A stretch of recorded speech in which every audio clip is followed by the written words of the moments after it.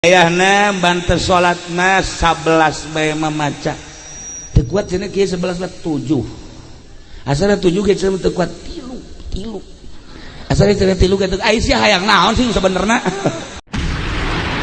Assalamualaikum. Malam ieu urang keur ditonton ku malaikat, keur ditonton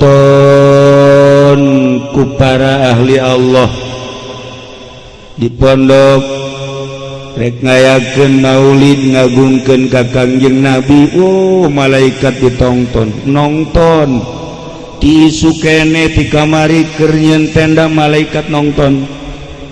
Weh lain lalagaat datang ka isuk-isuk tadi, datang ka asar barang maghrib malaikat barali. Pas ini nyana lantaran panitiana perebut untung. Jadi malaikat teu betaheun. Sial cak cenah tanu kolot tambah wawatna tah cenah. Cak malaikat. Ya Allah, kaambeun teh ku malaikat. Aneh, malaikat datang ngambe. Benerna cenah tadi pondok cek nyana. Sararialnya saya malaikat dia ngomong sial.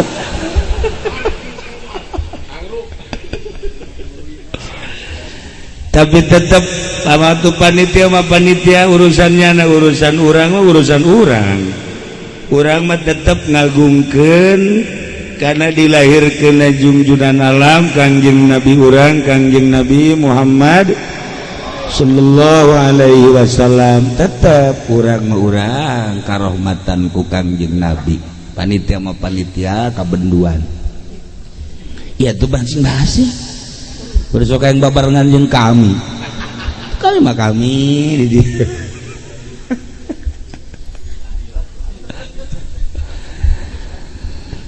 Kangjeng Nabi teh nu sakumaha tadi geus dicaritakeun afdalul makhlukot, pangutama-utamana makhluk, pangkasep-kasepna, pangganteng-ganteng. Malam ieu teh urang keur ngarayakeun hiji manusia anu kasep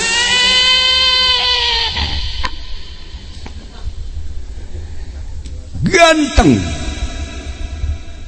Tapi lamun sakadar neangan nu kasep atuh jah haji pendik kasep, sakadar neangan nu kasep mah ambalayah di dieu ge atuh haji nasir jasa kieu mah maksudna dibandingkeun jeung di solear mah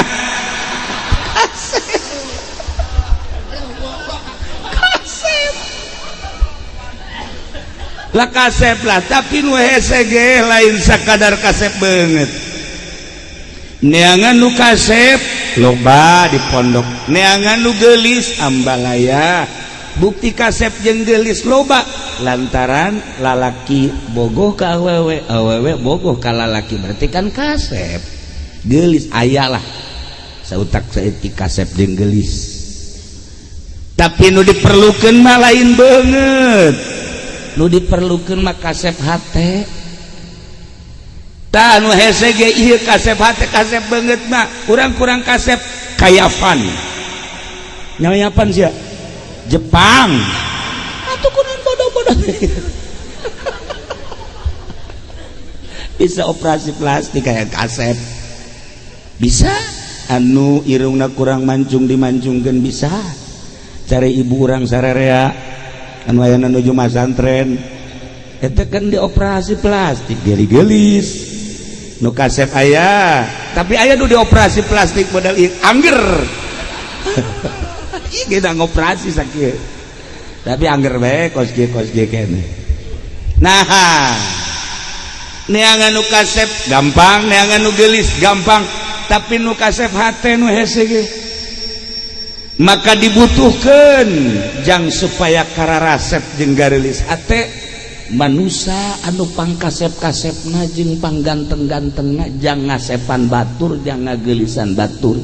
Ialah junjunan alam Kangjeng Nabi urang, Kangjeng Nabi Muhammad sallallahu alaihi wasallam. Sim kuring di Cilongo keur dongeng Kangjeng timimiti hamil lahir tahun kahiji kedua katilu kaopat kalima kagenep katujuh geus 3 kali maulidan kakarak datang ka tahun sabaraha 21 hiji jadi engke muludan di Cilongok deui ke tahun 22 ka tahun 22 umur tahun 22 kumaha Kangjeng sampai 25 nyawa tamat yang henteu datang ka umur 63 di dia mah moal mah rumusan di dia mah moal ngadoakeun eta di ditu engke di ditu atuh cek lo atuh jadwal di dia mah jadwal ke di Cilongok tah wah terus ada karak umur 20 hiji ya Allah ya Rabb. Nah ieu mah cuplikanana bae Kangjeng Nabi teh keur meubeujeuhna umur 20 kasep aya di Kangjeng Nabi ganteng aya di Kangjeng Nabi gagah aya di Kangjeng Nabi pinter aya di Kangjeng Nabi. Kangjeng Nabi teh an-nabiyul ummiyun nabi anu bangsa ummi hartina ummi teh teu sakola teu maca tapi pinter apan ieu mah macanya sakola bodoh terus. Kangjeng Nabi mah sakola henteu gaji henteu maca henteu tapi pinter masyaallah karim ummi artina umi teh lain bodoh kade teu maca teu sakola tapi pinter berarti kan langka jelema anu teu sakola teu ngaji teu maca tapi pinter langka coba neangan di pondok nu teu maca atuh nu teu sakola komo anu henteu ngaji aduh atuh geus acak-acakan tapi Kangjeng Nabi ngahaja ku Gusti Allah teu disakolakeun teu dipasantrenkeun teu maca sugan Kangjeng Nabi buca baca henteu teu nulis Kangjeng Nabi lantaran mun Kangjeng Nabi nulis besi dianggap Quran teh buatan Kangjeng lamun Kangjeng Nabi maca besi dianggap Quran teh buatan Kangjeng nang macaan kitab-kitab nu baheula maka Kangjeng teu pernah nulis teu pernah maca ummi nah tapi kapinteran Kangjeng eueuh tanding kanyahoan eueuh tandingna Kangjeng Nabi nyaho lalakon timimiti memeh Kangjeng Nabi Isa Kangjeng Nabi Musa Kangjeng Nabi Ibrahim Kangjeng Nabi Adam memeh Kangjeng Nabi Adam diciptakeun geus nyahoeun Kangjeng Nabi Masya Allah karim nu bakal Kangjeng Nabi apaleun bakal pibakaleun sageusna Kangjeng Nabi teu aya bakal terjadi anu bakal terjadi tahun 2017 keayaan di dunia geus dicaritakeun ku Kangjeng Nabi bacaan kurang hadis Bukhari bacaan kurang hadis Muslim bacaan kurang hadis Sunan Abi Daud dan hadis-hadis lain bakal kanyahoan kapinteran Kangjeng Nabi bahkan lain bae nu kadeuleu ku mata kasat di kuburan geus dicaritakeun ku Kangjeng Nabi anu dagang karung ngabohong panggeuh eta geus dicaritakeun gitu Kangjeng Nabi anu mabok bakalna geus sikat habis ku malaikat geus dicarita-caritakeun terus engke baas sudang ti kubur geus dicaritakeun ku Kangjeng Nabi terus engke digiring ka mahsyar timbang amal ngajembat di jembatan Shiratal Mustaqim terakhir jelema surga jelema di neraka geus dicaritakeun Kangjeng teu pernah maca Kangjeng teu pernah nulis tapi kapinteranna moal aya tandingna.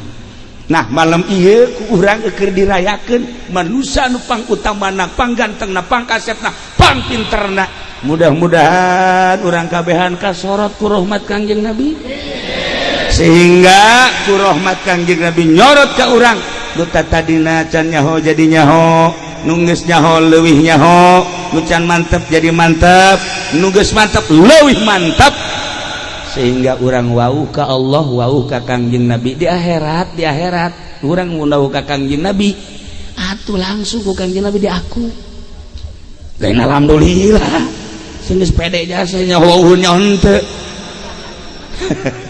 atuh jana asa wauh bae ilah Kangjeng Nabi teh urang kudu diwawancara ngawahan Kangjeng Nabi ngaranna loba Kangjeng Nabi ditaros ku salah sahiji jelema anu uni ningali Kangjeng Nabi man ismuk sahangaran anjeun padahal nyaho ka Kangjeng Nabi tapi ku taajub-taajubna ku kasepna gantengna pinterna trampilna tangkasna sehingga jelema hareran ditaros ai ente sahangaran ana Muhammad isukna ditanya deui man ismu kudu sejen ai anjeun sahangaran ana Ahmad masyaallah karim isukna deui ditanya deui man ismu padahal mah nyarahun di Mekah teh ku taajub lah ditanya deui ai ente sahangaran ana Toha isukna ditanya deui man ismuk saha anjeun teh ana Yasin ya Allah isukna ditanya deui man ismuk ari ente saha ngaran ana Al-Mahidzunub isukna ditanya deui man ismuk ai ente saha ngaran ana Al-Hasyir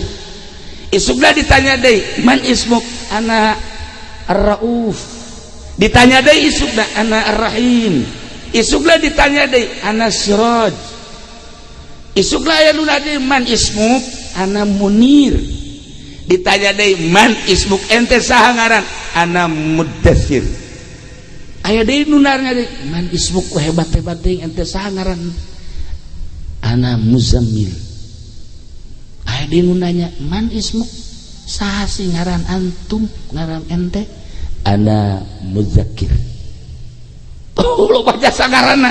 Nah lamun ngaran-ngaran Kangjeng Nabi eta urang talar aya di jero hate dijauh kene Kangjeng Nabi geus ngagrokeun woi tertera di kalbumu ada kumisku ya Allah panai urang mah lain di hatimu ada karung goning wah masya Allah kari pohara komo da Haji Nasir mah di hatimu ada SPPT kanyahoan tertera ya Allah ya Rabb kanyahoan.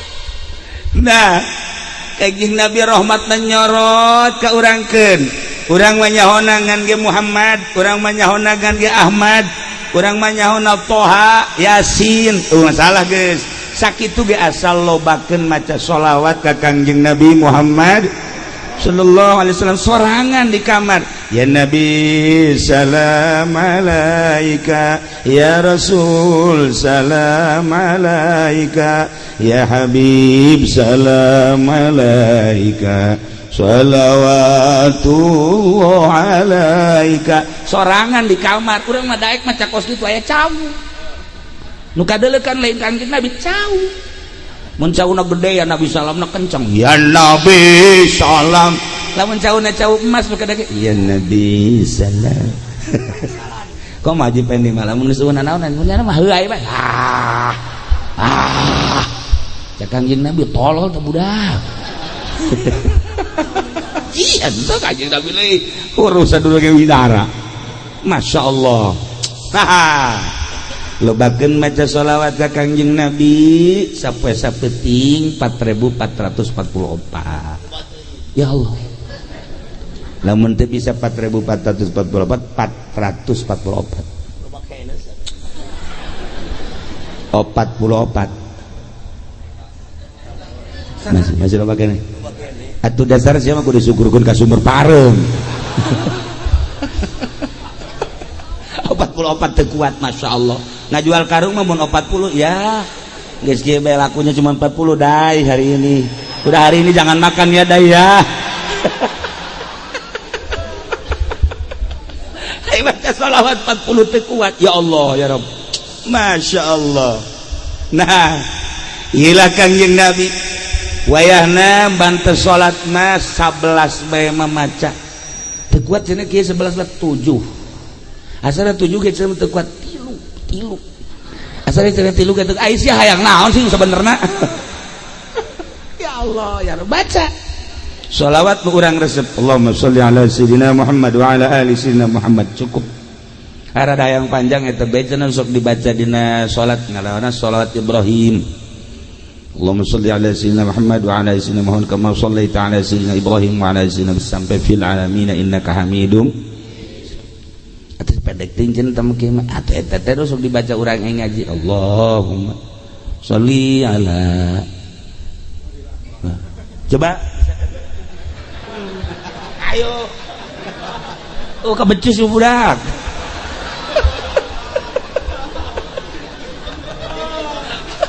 Nuril Anwar itu kukula tadi mimitian deui poho deui. Ya Allah ya Rabb. Masya Allah. Nah baca kurang salawat. Nu mana bae? Nah, ilah Kangjeng pas umur 20 tahun gagah Kangjeng Nabi. Masya Allah karim. Ganteng ketinggali ganteng kulit abyadha musyarraban bihumratin, putih campur kemerah-merahan. Ya Allah, urang lamun ngadengi kulit Kangjeng Nabi putih kaberem-bereman berarti kan kembang ros. Begitu ningali orang kehajiban, iya karim, iya si kulit naon ya, ya taurat saolah saoman buruk. Atuh hese, Masya Allah kan sakit dibungkus ya, nu kadeuleun nu ieu na doang, jerona mah wallahu alam, pasti totol memang aya lah. Ya Allah, dan Rami mah hidung manis. Maksudnya hidung kereta api banyak yang nunggu. Ayo ya karim. Nah ya kulitna Kangjeng Nabi saya sajaritakeun anu mantap ditiru ge ku awewe. Oh geus dipulas-pulas eta nurutan hayang akur jeung kulit Kangjeng. Dipulas mimiti kuno hidung heula ditambahan kuno koneng. Geus gulak-gilek di harapan kaca. Ya Allah, tambahan kuno beureum. Berem teuing ku hari ku ungu keluar teh jadi Persita.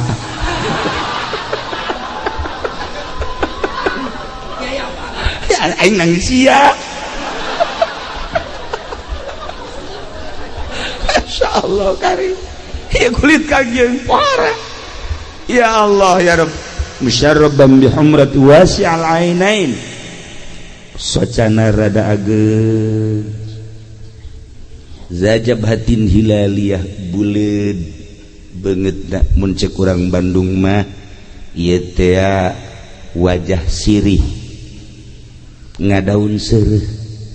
Apa aya julukan di parahyangan beuh beungeutna ngadaun seureuh, ceulina ceuli lenci. Atuh pan ieu mah lain ceuli lenci, ieu mah ceuli curak ngaranna. Ceuli lenci maksudnya bagus, lamun kaluhur gitu teh berarti pinter, mun deplek itu bodoh. Ya deplek. Ceuli lenci berarti lamun orok keluar ceulina rancung, geus pinter Pak. Pinter ya Pak. Iki aya saeutik lencingan lencina lenci leuweung. Aing Masya Allah karim. Nah kemudian iya baca kurang parahyangan, Masya Allah gitu gado endog sapotong. Ya Allah sok aya semua aya ieu seeutik teh ngaranna gado endog sapotong. Ari ieu bapak endog naon coba? Atuh ieu endog buruk. Cangkeng biola iya kari. Masya Allah bitisna bitis ngabuah jantung eta parahyangan anu urang pondok mempan ieu mah buah nangka kabeh.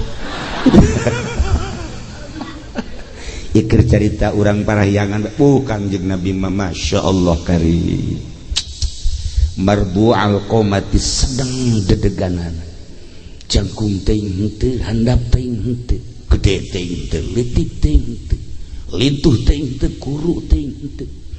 Kadua urang lamun lagi pae mah atuh kikian naonan. Saanu resepeun si awak modal kos kieu. Atuh jadi mah ya Allah ya Rob.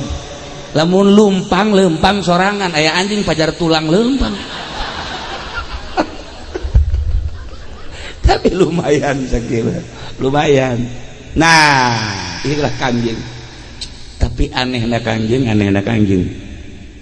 Ketika Kangjeng calik sareng sahabat, pundakna selalu pangluhuran. Kangjeng.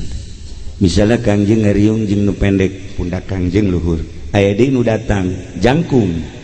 Kangjeng tetep bae padahal kitu-kitu bae henteu kikieuan cara dipendek.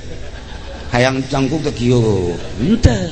nya ngejere bebeng henteu kos aya meraknya mah hot henteu Kangjeng mah calik we biasa aya deui jangkung pohara sumping tetep begitu calik Kangjeng pangluhuran bae pundakna keajaiban Kangjeng di antara keistimewaan Kangjeng begitu dibarengan ku hiji jelema tatadina nyana di jalan panas asal amprok jeung Kangjeng tiis Kangjeng di mana bae jelema ngahiji jeung Kangjeng tiis adem zahiran wa batinan zohirna tiis lantaran di luhur horenganan di tiungan ku mega lempang ka mana bae Kangjeng Nabi teu pernah kasorat ku panon poe nu mantak teu pernah kasorat ku panon poena bebeja ka Gusti Allah Gusti abdi isin kudu nyorot Muhammad panon poe isinen ku ayana sakitu ditutupan ku mega tiis ka mana sih pan mega ge pernah bebeja ka Gusti abdi mandek nyingkap bae kena kasorot ku panon poe teh si eta mah saha tah si eta eta ngingkir mega ge wow panon poe cak mega hantem panasna tingkatkeun panasna tingkatkeun mantak jana ku kikieuan we kakerepekan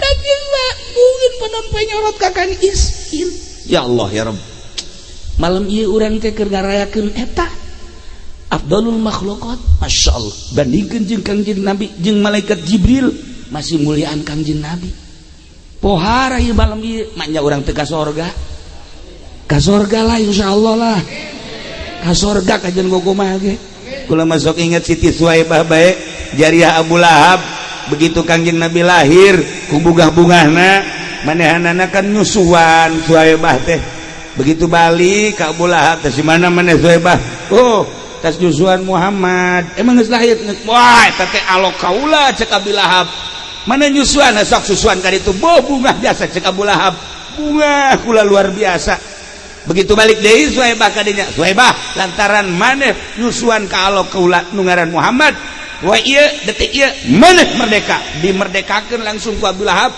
ku bunga-bungahna Abu Lahab lahir alokna kacaritakeun di akhirat Abu Lahab disiksa lantaran nyanakan teu iman ka Allah teu iman ka Kangjeng Rasul teu iman nyana Abu Lahab teh kapan adina Abdullah Kangjeng Nabi teh putra Abdullah boga adi ngaranna Abu Lahab boga adi deui ngaranna Hamzah Kangjeng Nabi mamang ka Abu Lahab teu iman Abu Thalib mamang sarua bae teu iman ka Kangjeng Nabi mantak aya dina Al-Qur'an tabbat yada abi lahabil ma watab ulah kitu atuh tabbat yada abi lahabil watab terus ada jawab bisa tanda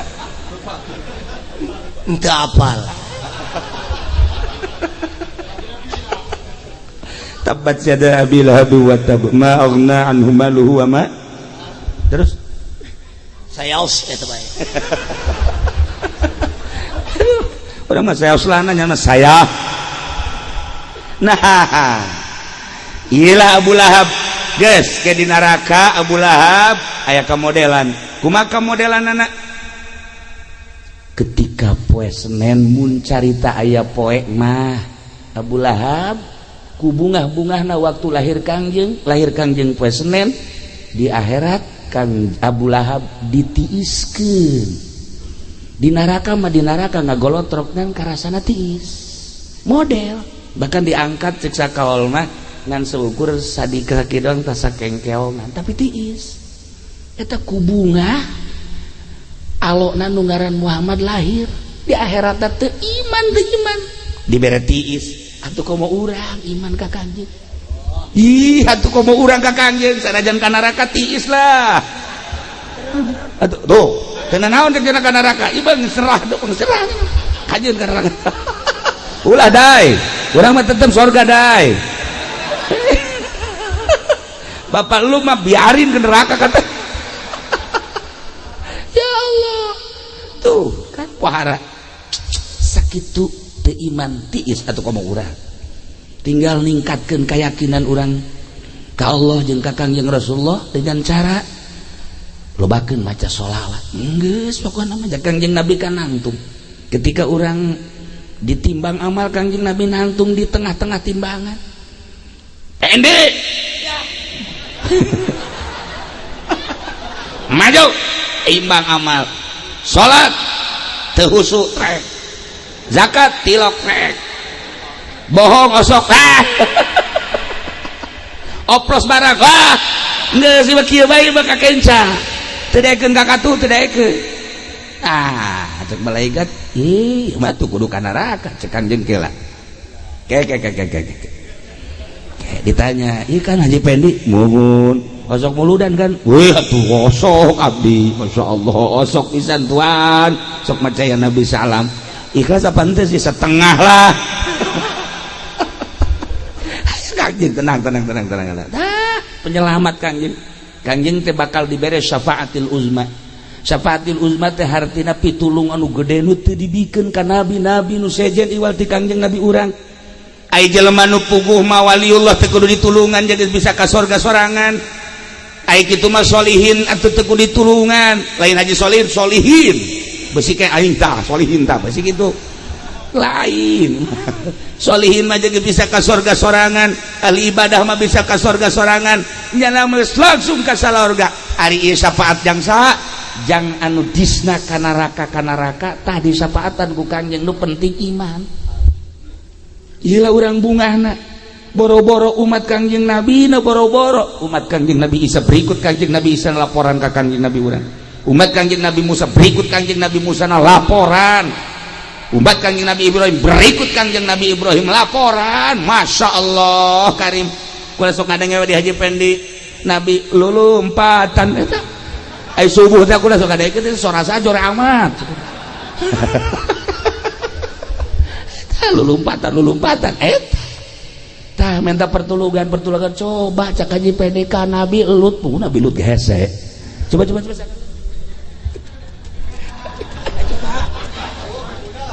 suara seraknya tuh lu tuh bisa itu pakai buku tuh bisa wah brengsek ya nah iyalah para jamaah kaum muslimin wal muslimat rahimakumullah untung urang jadi umat Kangjeng Nabi urang nah kagagahan Kangjeng emang kumaha kagagahan Kangjeng tembongna ketika di Mekah aya jawara geledegan ngaranna Rukana gagahna tenar sa Mekah katenaran Rukana lantaran nyana guru penca sa Mekah guru penca Abu Lahab teh belajarna di nyana Abu Jahal belajarna di nyana Haji Nasir di nyana Haji Pendi tetaramat Kabogor lain orang belajar cimande dagang salak di dia kiciwan melulu temenang mani kerpek kadal kieu wah aya orang set giliran aya musuh lupa koreng dagang salak di Bogor iya duduan itu beres we tapi lumayan yang nyingsinan kadal we mah golok panjang biasa ini cabut pendek goloknya panjang udah gesieun euy mah Haji Pendi goloknya panjang amat ieu Masya Allah sajuka jadi itu tukang tipu maka golok-golok pakai nipu lain dagang bae jelema nipu lain ka awewe bae nipu lain ka pemerintah bae nipu golok pakai nipu ieu jelemana saruana jeung si Haji Nasir kula geus sakit hebat hati golok Masya Allah kula kan osok didele-dele golai buatan mana golok yuk maksudnya paranti kalapa apa ke suluh apa paranti gelut kan kanyawan orang dicabut ya set inna lillahi wa inna ilaihi raji'un potong nah sirukana gagahna luar biasa lantaran Mekah mah dikuasai ku jana kagagahanana jangkung gede jelemana pas samprok jeung Kangjeng Masya Allah digang nu hese lumpat cakru kala mad aing keheul ka dia dia dikerumuni manusia, disegani manusia, dipakai karesep ku manusia. Dek lompat ke mana dia? Pernah karangkasnya nah.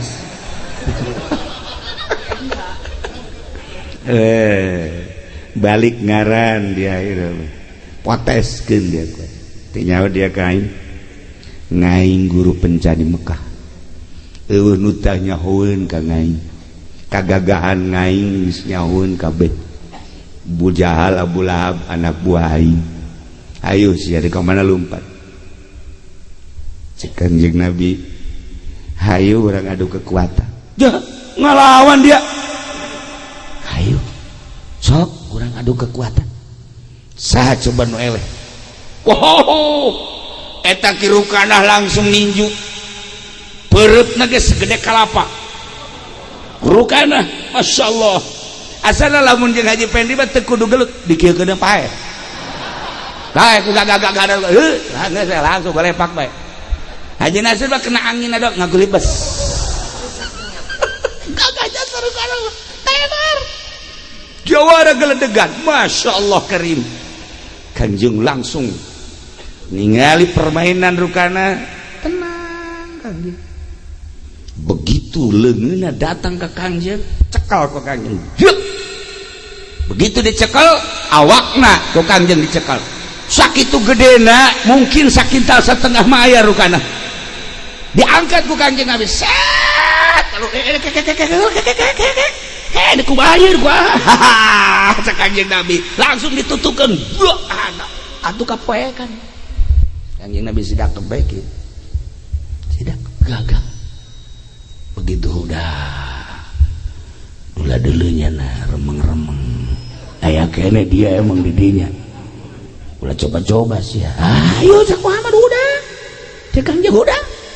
Awas ya. Ulah awas atuh kuari bae sih. Langsung masang deui. Begitu masang Kanjeng Nabi mah kieu bae. Teu ngalawan Kanjeng kieu sidak. Langsung ditijuan ku kirukana. Deuk sadaekna. Memehna malaikat Jibril datang. Mat, tenang. Ulah dilawan. Sidak. Hidak. Begitu ditijuan langsung ke kirukana. Kanjeng Nabi maca subhanallah bihamdihi subhanallahil azim. Subhanallah bihamdihi subhanallahil azim. Subhanallah bihamdihi subhanallah. Kacan nanyakeun sabaraha kali. Sia mabawel jasa. Subhanallah bihamdihi subhanallahil azim. Acan ieu mah budak ja. Nyawa si Acen. Kirukana tina tanaga luar datang ke tanaga batin. Siap aing kuari. Aing make tanaga batin nang di Cisoka.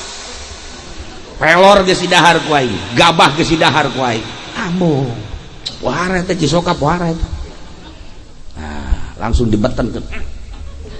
Kanjeng Nabi Haji Pendi ge bisa teh ku situ beten-beten. Ngan ka pacirit. Lain tanaga nu kaluar. Beres. Dibetenkeun langsung tijuan Kanjeng Nabi. Subhanallah bihamdihi subhanallahil azim. Subhanallah bihamdihi subhanallah. Timiti ditaruh. Terus tijuan sakadaek make tenaga dalam terus dikerahkeun. Kanjeng Nabi tetap subhanallah bihamdihi subhanallahil azim. Datang ke sajang nang oleh pas. Ayo terus Kanjeng terus subhanallah ya. Ye hayu. Golek paksa. Langsung teu pamit deui balik ke Rukana. Bebe jaka babaturan. Woi, orang di urang geus aya ahli sihir. Saha eta Muhammad orang ahli sihir kos kitu ge ulah diantep. Encan diangkat jadi rasul kakarak umur 20 tahun geus ngelehkeun jawara geledegan. Babacaanna subhanallah bihamdihi subhanallahil azim. Baca 202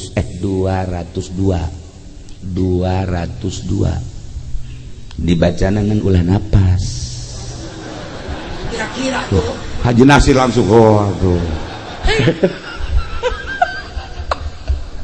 Macana 202 okos aya jelema usahana keur kajejes usaha keur ngajejes bingung nyana ngobrol jeung anakna nak usaha abah ieu keur kieu bae heueuh ceuk geuna ieu boro-boro ngagedean urang hutang tungtung nama ieu mah wasa potong nyanaknya heueuh ceuk geuna ieu kumaha kahareupna ieu urang jual bae aya Kiai Husain Al-Imani waliullah datang begitu datang tata dina jana geus ngomong ti heula ka anakna duh itu ti jauh kene aya kiai asana kurang tepat amat cek nya datang urang keur kieu lain embung mere jeung lain teu hayang ngahargaan tetapi urang keur riweuh datang sasalaman ngomong kieu je Kiai Husain sebenarnya mah kedatangan kula kurang tepat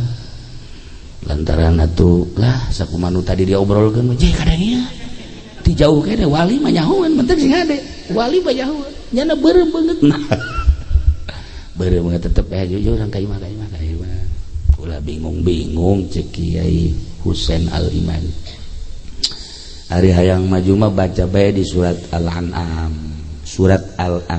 sasurat baca ngan pelebah ayat wa rabbukal ghaniyyu dzur rahmah baca 202 wa rabbukal ghaniyyu dzur rahmah wa rabbukal ghaniyyu dzur rahmah wa rabbukal ghaniyyu dzur rahmah artina pangeran anjeun teh nu maha sugih tur ngabogahan kadeudeu rahmat baca 212 tah eta dibaca bareng balik Ki Husain ka ditu dibaca tah bahkan macana lain nyana bae anak maca pamajikan maca surat Al-An'am sasurat ngan pelebah wa rabbukal ghaniyyu dzur rahmah 202 macana Masya Allah ngan saminggu dibaca eta dagang Masya Allah kali luar biasa naon bae kesulitan aya jalan bae ti Gusti Allah ya Allah ya Rabb terus makin ningkat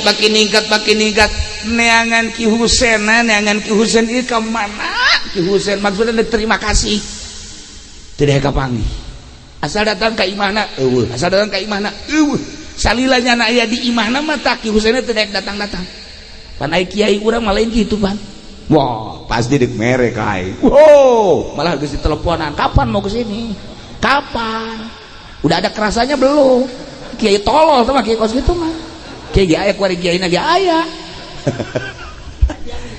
ai kiai asli mah embung dibere jalainangnya nang Allah ayatna ge ayat nu Allah nu macana ge nyana atuh geus pasrahkeun ka Allah teu daekeun ka panggih nah eta ayat lain sambarangan baca mantap make aturan 202 ieu mah keur nyaritakeun 202 tah subhanallah bihamdi subhanallah 202 sarua jeung ayat eta wa rabbukal ghaniyyu dzur rahmah masyaallah karim sok kukula diijazahkeun ka kabehan bisa aya kesulitan perdagangan ieu khususna ieu nya tapi ingat engke ka ditu mah sapi akarang dibahas cenah hese dek mere ieu geus menta sapi ti heula bahkan memeh maju sapi geus kudu dituntun tolol lah amal manjur nah surat naon tadi kakek boleh bejaan suratnya dah celina lain celi lain biasa tuh dai amankan iya kari nah iya ge maca subhanallah bihamdi subhanallah 202 ngan ulah napas teu kuat cenah ge sakuatna datang ka mana urang ulah napas subhanallah bihamdi subhanallahil azim subhanallah bihamdi subhanallahil azim subhanallah bihamdi subhanallah sabaraha tak kuatna engke 10 20 kuat eureun barakat deui tai Kanjeng Nabi datang ka rukanah ngaleh-leh teu kuat nah tenar kahebatan Kangjeng kagagahan Kangjeng kasep aya di Kangjeng ganteng aya di Kangjeng gagah aya di Kangjeng pinter aya di Kangjeng cerdik aya di Kangjeng wah segala aya di Kangjeng aduh awewe lapar neuleuh Kangjeng seubeuh ku kasep aya jelema geus 2 poe ting teu dahar asal neuleuh Kangjeng ya Allah seubeuh urang coba keur seubeuh neulah Haji Pendi lapar urang keur seubeuh neulah Haji Nasir belu ai lapar bantengan belu bahasa Jerman. Ya Allah ya Rabbi Kang Jeng masyaallah hingga mun kudu dicaritakeun mah lobalah awewe anu pagedrug jeung awewe deui lobalah wanita-wanita anu pagedrug ngan kulantaran Kangjeng Nabi mah naon kitu ngaranna embung diperebutkeun ngadoa lah Kangjeng ka Gusti Allah ya Allah ya Rabb abdi teh hamba Gusti dibere kasep dibere ganteng dibere sagala-galana lain nu abdi nu Gusti abdi dilahirkeun ka dunya ku Gusti teu ngaku-ngaku abdi mah ulah jadi fitnah ka kasepan abdi ulah jadi fitnah ka gantengan abdi sakumaha fitnah na kasep nu dibawa ku Kangjeng Nabi Yusuf dulur kula sakumaha ganteng nu dibawa ku Kangjeng Nabi Yusuf dulur kula jadi fitnah sehingga dulur kula nu ngaran Yusuf ka penjara sanggeus di penjara loba fitnah nu lain amankeun abdi Gusti supaya ulah jadi huru hara ka kasepan teh ti harita ka kasepan Kangjeng mastur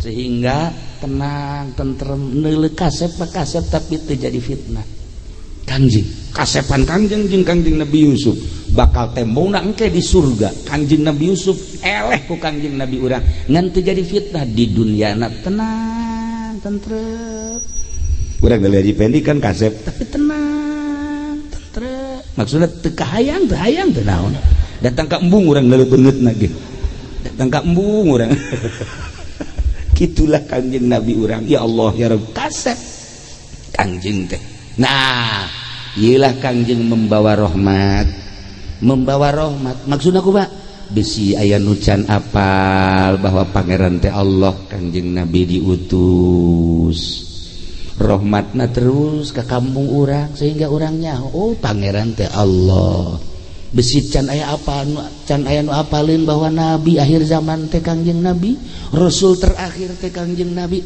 rahmat Kangjeng Nabi nyorot ka Tangerang khususna umumna ke saantero urang apal ku ari nabi urang nabi akhir zaman la nabi akhir zaman la nabi ya ba'di cek Kangjeng besi aya anu bodoh kasorot ku rahmat Kangjeng ulah datang ka bodoh kan aya jelema bodoh salat ya kan nu bodoh momal beres aya jelema bodoh tapi teu daek ngaji begitu ngalah wudu pas ngalah wudu cairna kurang pas ngejeuhna endek ngumbah suku nu kenca eueuh cai bodoh kan akhirnya tetep baiknya ada sholat ke masjid begitu sholat dengke sholat dengke ieu dikalurkeun hiji Allah dengke Allah sabelah maksudna nu ieu doang nu napak nih henteu lo ditaranyakeun kunaon can ke sholat teh nanya sia teh kunaon sih dengke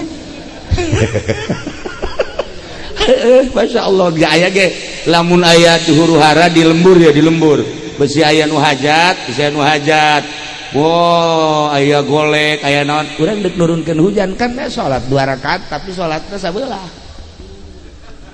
sabelah ieu diangkat ka luhur salat sabelah ieu diangkat paranti nurunkeun hujan tengah beutik kukula geus pernah dicoba abreg-abregan teh hujan Masya Allah dan mantak tilok deui lah izin ka Gusti Allah henteu lah pernah terjadi kula eta dibere wiridan ku almarhum abah salatna sabelah doang kitu tah sabelah napak sabelah jengke baca ayatna mah dikeun aing mah geus mah baca bae deui teu eta bener aya anu hajat tadi teh 3 barungan aya nyaho coba wiridan ti almarhum dibaca teh ku kula bari jengke maksudna salat suratna eta rakaat kadua suratna eta bari jengke setengah jam salatna jadi 20 menit ruku 20 menit urang jengke tah bangsa anu boga penyakit darah tinggi darah rendah mal beres bener eta kakarak sarokaat naik ke 2 rakaat geldug wah hebat aing yo diijabah tah eta aya kos kituan tah ngaranna ge keur ngora dimanta kajeun teu dipake ku kula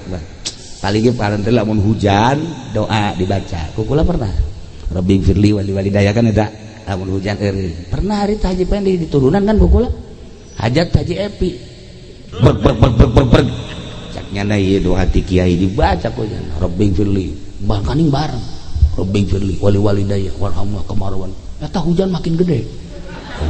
Haji Epi geus kieu bae. Isi doa kiamat cek eta teh. Menang pisan nang kiai. Coba teruskan. Rabbi pilih wali waidai warung terus. Boh, tenda hiber.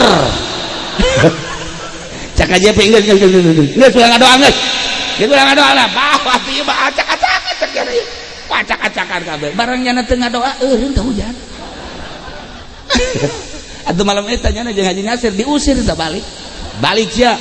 Tenda aing acak-acakan. Atuh bebeja isuka ka kula ka itu Ki.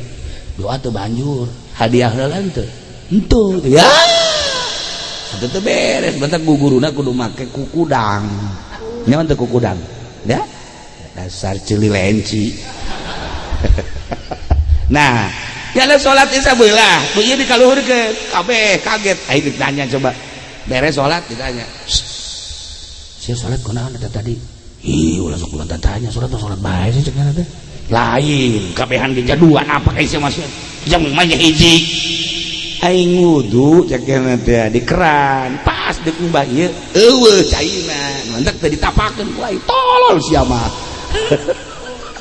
eta karana bodoh supaya kasorot ulah bodoh bae ieu lah rahmat Kanjeng nyorot set atuh bebeja sia kasaha tah mantek aya rahmat Allah masyaallah ulah bodoh-bodoh teuing kos aya deui nu bodoh jelema ditugaskeun jadi imam begitu ditugaskeun jadi endek imaman itu kan kudu wudu deui nah banyak sih dilangsungkeun bae kan ditut batu keluar nyana nita nu bodoh nita nunjuk imaman gitu kan imaman tah itu mah keluar kan imam eta nu bodoh teh nangtung we di hareup du tukang geus ngajajar ndek takbir imam can takbir sih yana tetep we kieu bae set datang ka 15 menit 20 menit datang ka setengah jam can takbir akhirnya sholat masing-masing kan sholat masing-masing ini mau kebal amat si imam takbir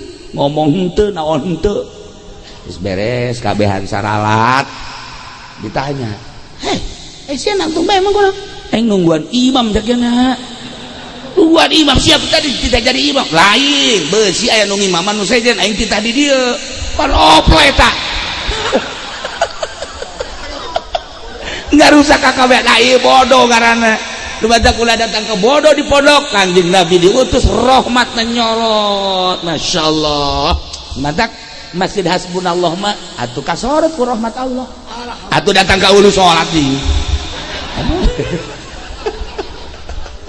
para jamaah kaum muslimin wal muslimat rahimakumullah urang nyaritakeun Kanjeng Nabi kakara umur 20 cuplikan nu kamari 20 hiji keur bebejeuna tinggal 22 23 sampai 25 dan selanjutnya eta mah caritaan di lembur kula di Cilongok bakal dilanjutkeun ieu mah di dieu mah geus sakitu maulidan nu tadi geus urang nyaritakeun Kanjeng meresep bae masyaallah karim luar biasa aya jelema ieu di jalan teh ada ke Madinah begitu di Madinah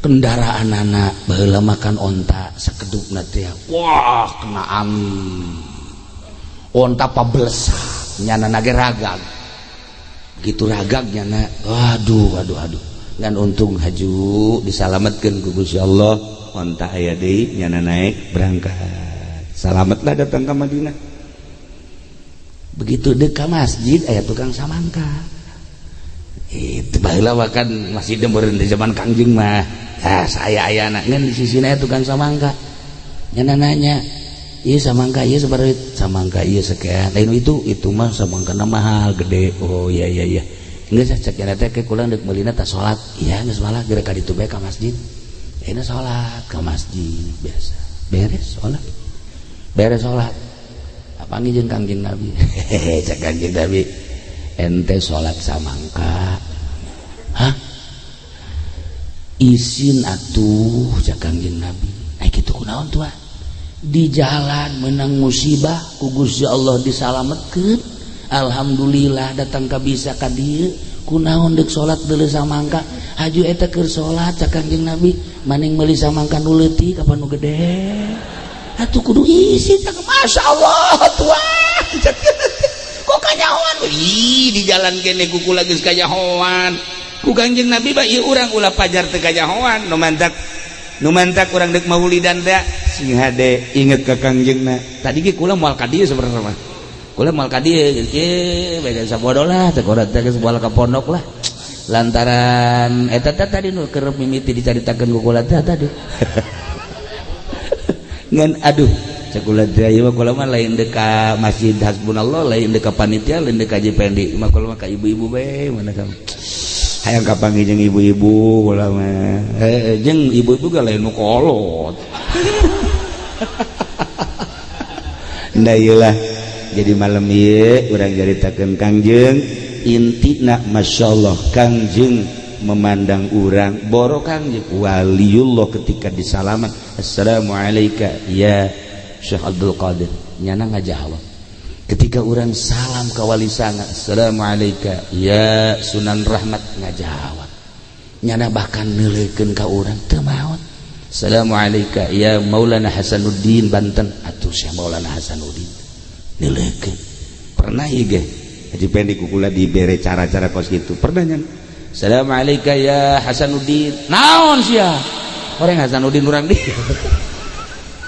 itu salah nah ilah para Jawa kaum muslimin urang cinta ka Kangjeng nyaritakeun Kangjeng musak itu hebatna bosan-bosanna jeung nyongsrong bae kunaon eta rasa cinta urang ka Kangjeng mendak dicukupkeun heula sakieu insyaallah iraha-iraha urang lanjutkeun deui nu jelas nu penting tanda urang cinta sehingga urang karahmatan ku Kangjeng Nabi urang Kangjeng Nabi Muhammad sallallahu alaihi wasallam sebabina Al-Qur'an wa ma arsalnaka illa rahmatan lil alamin Allahumma shalli wa sallim ala sayyidina Muhammadin fil awwalin wal akhirin barik wa sallim wa radiyallahu ta'ala an sadatina sahabi sayyidina Rasulillah ajma'in amin ya Allah ya rabbal alamin Allahumma arham ummata sayyidina Muhammad Allahumma ajbur ummata sayyidina Muhammad Allahumma aslih ummata sayyidina Muhammad Allahumma farrijan ummati sayyidina Muhammadin sallallahu alaihi wasallam Allahumma anfa'na bima 'allamtana wa 'allimna ma yanfa'una wa zidna 'ilman wa yaqinan wa zidna 'ilman wa yaqinan